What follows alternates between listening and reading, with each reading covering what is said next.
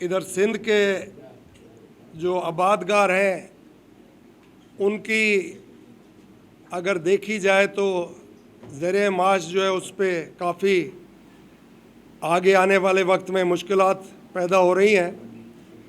तो हम लोगों ने अपने सारे जितने भी दोस्त हैं ये सोचा है कि अगर आबाद ज़मीनें सिंध की गैर आबाद हो जाएंगी तो फिर अल्लाह ने जब चाहा तो ये सारी जो एक कॉर्पोरेट फार्मिंग के नाम पे इन्होंने पानी को डाइवर्ट किया हुआ है, तो वो पता नहीं कब कामयाब होगा, मगर जो ऑलरेडी आबाद ज़मीन है वो बंजर हो जाएंगी। तो लिहाजा हमने ये क्लियर बात कर ली है कि हर उस फोरम पे हम लोग जाएंगे जिस पे हम क्लियर कर सकें कि भाई सिंध को बंजर करने से कोई फ़ायदा नहीं, क्योंकि हम भी फेडरेशन का हिस्सा हैं और हम मजबूत पाकिस्तान देखना चाहते हैं। अगर एक फेडरेशन कमज़ोर होता है तो पाकिस्तान भी कमज़ोर होता है, खुदा ना खास्ता। तो लिहाजा वो कंसिडर भी करें, और जो करारदाद इस वक्त नेशनल असम्बली में आई है कैनाल्स के मुखालफत में, उस पे भी हम चाहते हैं कि पूरे पाकिस्तान के फॉर्म 47 के जो उम्मीदवार हैं वो भरपूर उस पे वोट करें और सिंध को बंजर होने से बचाएं।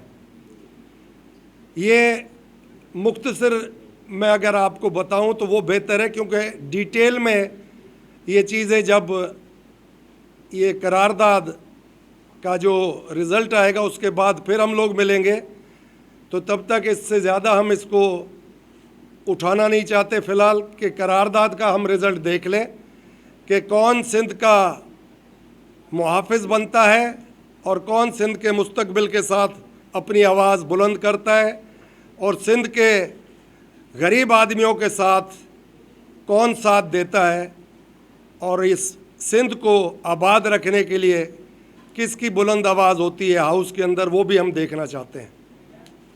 इसके अलावा अगर मेरे दूसरे दोस्तों की टॉपिक ये था कि उमरकोट में बाई इलेक्शन है, उस बाई इलेक्शन में भी हम भरपूर हिस्सा लेंगे, और हम लोगों का मुत्तफ़िका कैंडिडेट है, सेव सिंध मूवमेंट का मुश्तरका उम्मीदवार है लाल माली साहब।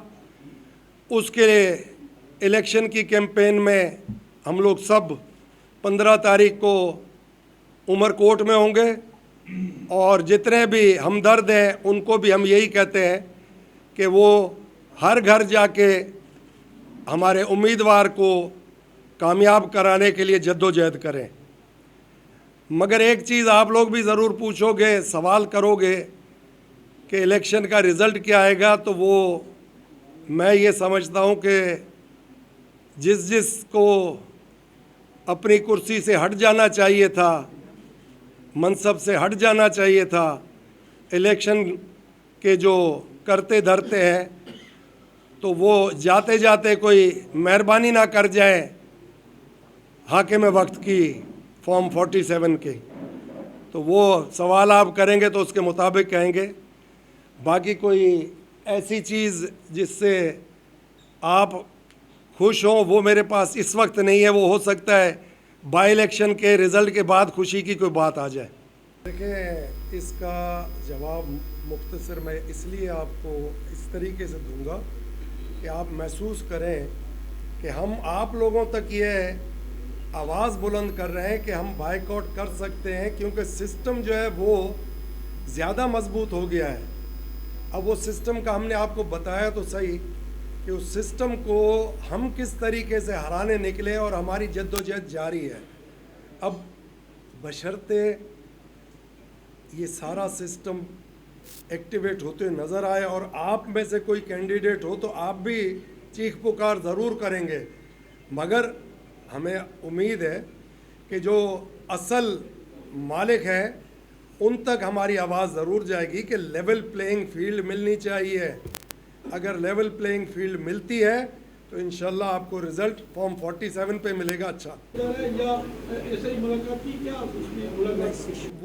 वो कोई ऐसा नहीं है, इंट्रोडक्शन था हम लोगों के साथ, और वो उनका मेन फोकस जो था पानी पे था, और उनकी एक तंजीम है जो वैसे ही कैनाल्स पे उनकी वो 10-10 दिन के प्रोग्राम बनाती है, तो वो काफ़ी उनके अंदर दिलचस्पी थी पानी पे, तो वो उस पर हम लोगों को ब्रीफ भी कर गए और एक मुलाकात भी पहली हम लोगों की उनकी हो गई। देखें इस चीज़ को, जैसे आप ये सियासत की बात कर रहे हैं, अब ये सियासत नहीं है, ये पानी का इशू सियासत नहीं है।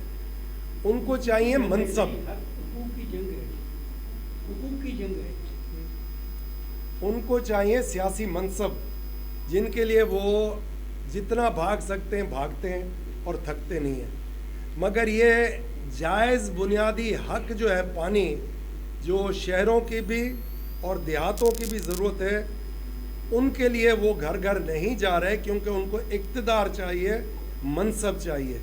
तो ये उनका दोगलापन जो है अवाम भी देख ले कि किसी की हुकूमत पलटानी हो या 26वीं आईनी तरमीम करनी हो तो वो हर दरवाज़ा खटकाते हैं, मगर जो पानी के इशू है इस पे कोई दरवाज़ा नहीं खटका रहे। मुल्क छोड़ के बाहर चले गए और दूसरा अस्पताल पड़े थे। ये सिर्फ तवज्जो हटाना चाह रहे हैं कि कैनाल से किसी तरीके से तवज्जो हट जाए, मगर मैं आपको एक ऐसा अहम मौजू दूंगा, अगर आप लोगों का इसके बाद फिर कोई सवाल ना हो तो फिर आप सोचते रहना। जो खालिक हैं फॉर्म 47 हुकूमत के, उनके सर पे ये इतना बड़ा बोझ पड़ गया है कि वो अब सोच रहे हैं कि ये लदा हुआ जो हमारे सर पे बोझ है, ये किस समंदर में या किधर जाके फेंके तो हमारी जान छूटे, बस इधर नौबत आ गई है। अच्छा, ये बताइएगा, इस वक्त जो बलूचिस्तान की सूरत हाल है, बलूचिस्तान में जाफर एक्सप्रेस पे हमला हुआ, उसके बाद जो है वहाँ पे लोगों ने जब प्रोटेस्ट किया तो मारिन बलोच एक लड़की थी उसको गिरफ्तार किया गया। खुद सिंध में जो बलोच लड़कियाँ एहतजाज करती हैं उनको गिरफ्तार किया जा रहा है, पूरा मन एहतजाज करने वाले लोगों को गिरफ्तार किया जा रहा है।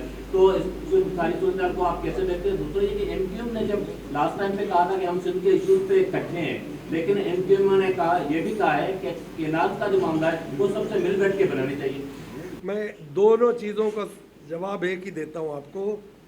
जब आप असली घी को इस्तेमाल करते हो तो दूसरी कंपनियां हैं जो बनास्पति बनाती हैं, वो कहती हैं असली घी सेहत के लिए मुज़र है, मगर जब रिसर्च होती है तो पता चलता है असली घी जो है वो मुज़र नहीं है, बनास्पति मुज़र है।